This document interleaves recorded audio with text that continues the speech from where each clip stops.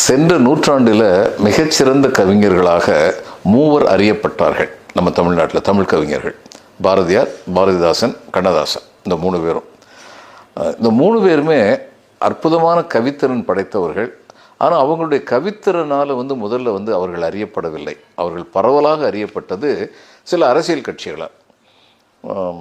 பாரதியார் காங்கிரஸ் சுவீகாரம் பண்ணிக்கிட்டாங்க. அதனால் திராவிட முன்னேற்ற கழகம் பாரதிதாசனை சுவீகாரம் பண்ணிக்கிட்டாங்க. இவங்க எல்லாரையும் கெட்டிக்காரு. அரசியல் சமூகத்தில் ரொம்ப கெட்டிக்காரு கண்ணதாசன். அவர் பல அரசியல் கட்சிகளை அவர் சுவீகாரம் பண்ணிக்கிட்டார். இப்போ அதை பார்க்காம அவங்கவுங்களுடைய கவித்திறனை பார்ப்போம். அவங்களுடைய நினைவுகள் என்ன, எண்ணங்கள் என்ன அப்படிங்கிறத பற்றி பார்த்து முதல்ல பாரதியாரை பற்றி பார்ப்போம். இன்னொரு நாள் பாரதிதாசன், கண்ணதாசனை பற்றி பார்ப்போம். பாரதியார் எதை பாடினாலும் கடைசியில் எங்கே போய் சொல்லுவார், முடிவார் அப்படின்னா, எல்லாரும் நல்லா இருக்கணும், உலகமே நல்லா இருக்கணும். அதுதான் அவருடைய பாடலில் திரும்ப திரும்ப திரும்ப ஒலிக்கிறது. அப்போ அவருடைய மனது அப்படிப்பட்ட விசாலமான மனது அப்படிங்கிறது தெரியுது. எல்லாருக்கும் கல்வி கற்றுக் கொடுக்குன்னு சொல்ல வந்தவர் முதல்ல என்ன சொன்னார், பசியோடு இருக்கவங்களுக்கு கல்வி ஏறாது.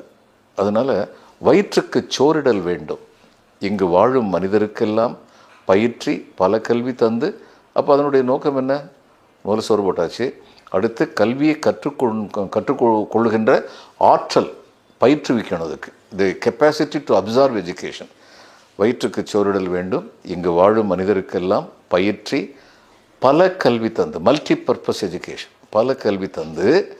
அதனால் என்ன நடக்கணுமா? இந்த பாறையை உயர்த்திடல் வேண்டும். அதனால் கல்வியுடைய பலன் என்ன? இந்த உலகமே அதனால் உயர்ந்ததாக இருக்கணும்.